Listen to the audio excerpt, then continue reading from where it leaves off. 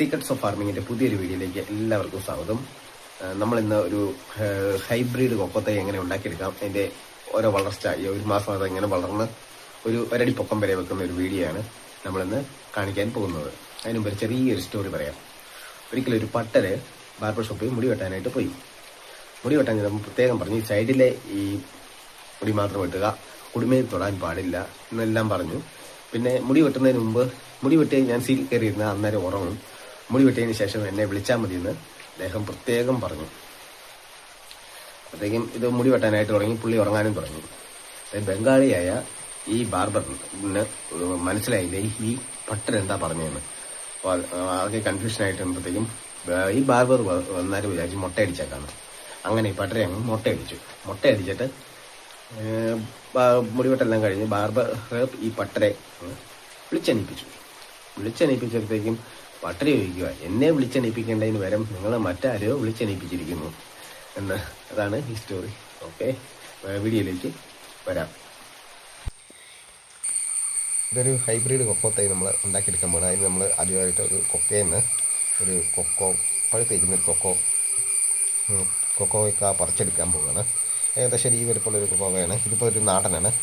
അതിന് മുമ്പത്തെ ഒരു ഹൈബ്രിഡ് കൊക്കോത്തൈ കാണിക്കാം. GT40 ഒരു ഹൈബ്രിഡ് കൊക്കോത്തൈ കൂടെ. ഇതിൻ്റെ താരതമ്യം ഞാൻ ഈ പൊട്ടിക്ക് മുന്നേ ഇപ്പം തന്നെ കാണിച്ച് തരാം. അതായത് നാടനും ഹൈബ്രിഡും തമ്മിലുള്ള ഒരു വ്യത്യാസം. അതായത് ഇത് നാടൻ കായാണ്. ഇതിന് തൊണ്ടിന് കട്ടുകൂട്ടലാണ്. ഇത് ഹൈബ്രിഡ് GT41 എന്ന് പറഞ്ഞൊരു കൊക്കോത്തൈയുടേതാണ്. ഇതിൻ്റെ തൊണ്ടിന് വളരെ കട്ടി കുറവാണ്, കുരു കൂടുതലാണ്. ഇത് കണ്ടോ, തൊണ്ടിന് കണ്ടോ തീരെ കട്ടിയില്ല. പക്ഷേ കുരു അതിൻ്റെ അകത്ത് ഭയങ്കര വലുതാണ്. അപ്പോൾ തന്നെ ഈ നാടൻകായെന്ന് ഞാൻ പൊട്ടിച്ച് കാണിക്കാം. ഏകദേശം അതിൻ്റെ സൈഡ് കണ്ടോ നല്ല വലിപ്പം കട്ടിയാണ്. പക്ഷേ കുരുവിന് വലിപ്പം കുറവും അകത്ത് കുറവാണ്. പക്ഷേ ഇത് രണ്ടിട്ട് തൂക്കി നോക്കുകയാണെങ്കിൽ ഏകദേശം GT40 ഇതിനാണ് ഏറ്റവും കൂടുതൽ വലിപ്പം കാണുന്നത്. നമ്മളിപ്പോൾ ഏകദേശം കണ്ടോ ഇതെല്ലാം നല്ല റൗണ്ടാണ്. ഇതുകൊണ്ട് ചെറിയ റൗണ്ട് കുറവാണ്. പക്ഷേ നമ്മളത് ആദ്യം തന്നെ ഇത് നമുക്കൊരു 4 ദിവസത്തേക്ക് ഇത് കുളിപ്പിക്കണം. അതിന് അത്യാവശ്യം ഒരു വെള്ളം പോകുന്ന ഒരു ഡ്രൈയിൽ ഇത് ഇട്ട് ഒരു കുളിപ്പിക്കണം. അതിനിപ്പുറം നമ്മളൊരു വിത്ത് നമ്മൾ GT40 ഒരു വിത്ത് നമ്മൾ കുഴിച്ചിടാൻ പോവുകയാണ്. ഏകദേശം ഒരു കുഴിച്ചിട്ടിരിക്കുകയാണ്. ഇനി നമുക്ക് ഒരു ഹൈബ്രിഡ് തൈ എങ്ങനെ ഉണ്ടാക്കാം, നമ്മൾ അതിൽ നിന്നൊരു നല്ല ഒരു കുരുവെടുത്തിട്ട് കുഴിച്ചിട്ടിരിക്കുകയാണ്. നമുക്കിത് നല്ലപോലെ ഉണങ്ങി റെഡിയാക്കണം. അതിനുവേണ്ടി നമ്മൾ ആദ്യം ഒരു 4 ദിവസത്തേക്ക് 4-5 ദിവസം ഇട്ട് കുളിപ്പിക്കുക. അതായത് വെള്ളം പോകുന്നൊരു ട്രേക്കകത്തോ തടിപ്പെട്ടിക്കകത്തോ ഇട്ട് നല്ലപോലെ ഒന്ന് കുളിപ്പിച്ചെടുക്കണം. എങ്കിൽ മാത്രമേ നമുക്കിത് ഒരു ചോക്ലേറ്റൊക്കെ ആക്കാൻ വേണ്ടി പറ്റുകയുള്ളൂ. പിന്നെ വിറ്റാൽ സെയിൽ കിട്ടത്തുള്ളൂ. അതിന് നല്ല കളറൊക്കെ ലഭിക്കുകയുള്ളൂ. അതിന് വേണ്ടിയാണ് നമ്മളിത് കുളിപ്പിക്കുന്നത്. അതിനുശേഷം നമ്മുടെ തൈ ഇത് ഏകദേശം ഒരു 17-14 ദിവസത്തിനുള്ളിൽ ഇത് ഇത്രയായിട്ടുണ്ട്. നമ്മളന്ന് കുഴിച്ചിട്ട് ഒരു പൊട്ടി മണ്ടയിലേക്ക് ഏകദേശം വിരിഞ്ഞ് വന്നിട്ടുണ്ട്. ഇതൊരു 17 ദിവസമായിട്ടുള്ളൂ. 17-ന് 10-നും 17-നും ഇടയ്ക്ക് ആയിട്ടുള്ളൂ. ഏകദേശമായി. ഇതാണ് നമ്മുടെ ഹൈബ്രിഡ് തൈയാണ് നമ്മളിത് ഉണ്ടാക്കിയെടുക്കാനായിട്ട് പോകുന്നത്. ഏകദേശം ഒരു 45 ഡേയ്സിനുള്ളിൽ നമുക്കൊരു നല്ലൊരു തൈ ലഭിക്കുന്നതായിരിക്കും. ഇത് നമ്മൾ അതിന് ശേഷം ഒരു 25 ഡേയ്സായി ഈ ഒരു തൈ വളർന്ന് കയറിയതിന് ശേഷമുള്ള ഒരു വീഡിയോ ആണ് നമ്മളിത് ഇപ്പോൾ കാണിക്കാൻ പോകുന്നത്. ഒരു 25-26 ദിവസമായി നമ്മളിത് വളർത്തി എടുത്തതിന് ശേഷമായിട്ടുള്ളൊരു തൈയാണ് ഇത് കാണിക്കുന്നത്. ഇത് അത്യാവശ്യം നമ്മൾ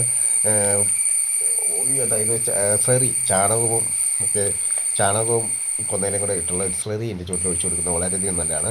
അതിനുശേഷം നമ്മളിത് വളർന്നിരിക്കുകയാണ്. ഏകദേശം ഇതൊരു 45 ഡേയ്സായ ഒരു തൈയാണ്. 45-50 ദിവസമായ ഒരു ഹൈബ്രിഡ് തൈയാണ് ഇത് GT40. നമ്മളെ കുറിച്ചിട്ട് ഏകദേശം ഒരു 45-50 ദിവസമായിട്ടുണ്ട്. ഇതാണ് ഇത് ഏകദേശം ഒരു വെക്കാൻ പരുവമായിട്ടുണ്ട്. ഇത് വെച്ചൊരു 15 ദിവസത്തിനുള്ളിൽ നമുക്ക് ഇതിൻ്റെ ചുവട്ടിൽ സ്ലറിയൊക്കെ ഒഴിച്ചു കൊടുത്താൽ പെട്ടെന്ന് ഇത് ഗ്രോത്ത് ആകുകയും ഒരു 8 മാസം കൊണ്ട് ഇത് ഫലം കായ്ക്കുകയും ചെയ്യും. നമ്മളിപ്പോൾ തന്നെ ഇതെല്ലാം കുറിച്ച് റെഡിയാക്കിയിട്ടുണ്ട്. ഏകദേശം ഒരു 1 അടിക്ക് മുകളിൽ 2 അടിയോളം പൊക്കമുണ്ട്. 45-50 ദിവസമായിട്ടുള്ളൂ. നല്ലപോലെ വളം കൊടുത്തെങ്കിൽ മാത്രമേ നമുക്കിത് നല്ലപോലെ വളർത്തിയെടുക്കാനായിട്ടൊക്കെ സാധിക്കുക. നമുക്കിത് 9 മാസവും ഈ തൈകളിൽ 9 മാസവും കായാണ്. ആകെ കിട്ടുന്ന 2 മാസം മാത്രമേ നമുക്കൊരു ലാഭമുള്ളൂ. എല്ലാം കൂടെ ടോട്ടലി നോക്കുമ്പോൾ അല്ലെങ്കിൽ ഫുൾ ടൈം ഇതിൽ കായാണ്. നമ്മളിത് പുളിപ്പിക്കാനിട്ടേക്കാണ്. ഇതൊന്ന് മൂടി വെക്കുക. നമുക്ക് കൂടുതലെന്തെങ്കിലും നല്ല ഒരു തലിപ്പെട്ടിക്കകത്തൊക്കെ ഉണ്ടാക്കുക. ഇതൊരു 2 ഡേ ആയിട്ടുള്ള ഒരു കുരുവാണ്. നമ്മൾ വെയിലത്ത് വെച്ച് ഉണങ്ങിയതാണ് പുളിപ്പിച്ചതിന് ശേഷം. അത് 2 ഡേ, നമുക്ക് 4 ഡേ 5 ഡേ 6 ഡേ ഉണ്ട്. ഇതൊരു 6 ഡേ ആയതാണ്, ഏകദേശം കൊടുക്കാറായതാണ്. കണ്ടോ നല്ലപോലെ മൊരിയൊക്കെ ആയി നല്ല സെറ്റായിട്ടിരിക്കുന്ന ഒരു ഇതാണ് നമ്മൾ വെച്ചിരിക്കുന്ന കൊക്കോ തൈകൾ. എല്ലാം ഹൈബ്രിഡ്സാണ്. അതായത് 3 തരം ഇനമുണ്ട്. നമുക്ക് അതിൽ പലതരം എല്ലാ വെറൈറ്റികളും നമ്മൾ ഇവിടെ ചെയ്തെടുക്കുന്നുണ്ട്. അതാണ് ഈ കാണിക്കുന്നത് ഹൈബ്രിഡ് കൊക്കോ തൈകൾ. നമുക്കിത് 9 മാസം നമുക്കിത് വിളവ് ലഭിച്ചുകൊണ്ടിരിക്കും. പിന്നെ ഒരു തോട്ടിയുടെ കാര്യങ്ങളോ ഒന്നും ആവശ്യമില്ല. നമ്മുടെ ഒരു മുകളിലേക്ക് പോകുന്ന കമ്പുകൾ മാത്രം കട്ട് ചെയ്ത് ബ്രൂൺ ചെയ്ത് നിർത്തുക, താഴേക്ക് പടർത്തിയെടുക്കുക. ഇതുപോലെ ഏകദേശം ഒരു താഴേക്ക് പടർത്തിയെടുക്കുക. നമുക്ക് തോട്ടിയുടെ ആവശ്യം പോലും ഇല്ല. ഇത് കണ്ടില്ല, എല്ലാം നിലത്ത് നിന്നാണ് പറിച്ചെടുക്കാൻ പറ്റിയ പാകത്തിലുള്ള ഒരു കൊക്കോയാണ്. എല്ലാം നിലം വഴി മുട്ടി നിൽക്കുന്നതാണ്. നമുക്ക് പിന്നെ ഇതിൻ്റെ ശിഖരങ്ങളിലും തണ്ടുകളിലും എപ്പോഴും വെട്ടമടിച്ചുകൊണ്ടിരിക്കുക. അതിന് ഓരോ പ്രാവശ്യം കായെടുത്ത് കഴിയുമ്പോഴത്തേക്കും നല്ലപോലെ ബ്രൂൺ ചെയ്ത് നല്ല ക്ലിയർ ആക്കി നിർത്തുക. ഇതൊക്കെ കണ്ടില്ല, നമുക്ക് നിലത്ത് നല്ല ധാരാളമായിട്ട് ഉണ്ടോ നല്ലപോലെ മണ്ടയിലേക്ക് പോകുന്ന ശിഖരങ്ങളെല്ലാം വെട്ടി സൈഡിലേക്ക് അതിനെ ഇരുത്തിയിരിക്കുകയാണ്. എന്നെങ്കിൽ മാത്രമേ നമുക്ക് നല്ലപോലെ കായും ഫലവും ഒക്കെ ലഭിക്കുകയുള്ളൂ. അത്യാവശ്യം സൂര്യപ്രകാശമൊക്കെ ലഭിക്കും. നമുക്ക് ഈ ഈ തെങ്ങിൻ്റെയൊക്കെ ഇടയ്ക്ക് ഇടനിലയായിട്ട് ഈ കൊക്കോ തൈ വെക്കുന്നത് വളരെയധികം നല്ലതാണ്. ഇതൊക്കെ ഏകദേശം ഇപ്പോൾ ഒരു 10 ദിവസത്തിനുള്ളിൽ ഇത് പടുത്ത്